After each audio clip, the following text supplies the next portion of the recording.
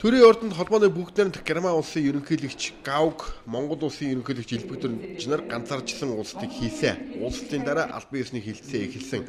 Монгол улсын ерөнхийлөгч хилцээний эхэнд Эрхэмсэг ноён холбооны ерөнхийлөгч Гаукыг Монгол улсад төрийн ажил хийхээр ирсэнд гүн талархаж байгаагаа илэрхийлсэн.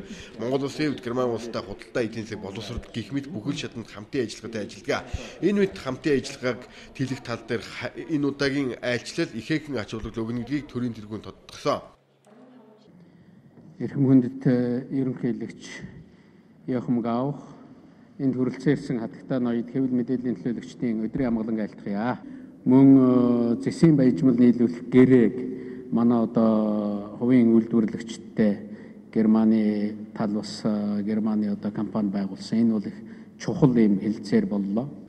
Тэгээд эрхэм ерөнхийлөгчийг өөрийн одоо зоч төлөөлөгчдийн хамт манай оронд дахин тавтаа морилон саадахыг хүсэн өрөөж таны айлчлалд амжилт хүсэж байна. Монгол улсад хийж байгаа энэ удаагийн айлчлалдаас их харамсалтай байна.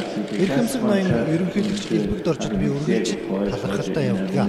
Намайг 3 сар холбооны ерөнхийлөгчөөр сонгогдсны дараа хамгийн анхны зочин маань эрхэмсэг ерөнхийлөгч Элбэг Дорж байсан. Хоёр дахь удаа нэг жилийн дотор уулзаж байгаа болохоор хамтын ажиллагааг бүх талаар нь хөгжүүлэх хүсэлтэй байна. Монгол Герман зэвсэг түвшний салбарт ихийг сахиулах үйл ажиллагааг амжилттай хэрэгжүүлж байна. Хамтдаа худалдаа эдийн засгийн хувьд ч өргөжинд хэлж байгааг талархалтайгаар үнэлье.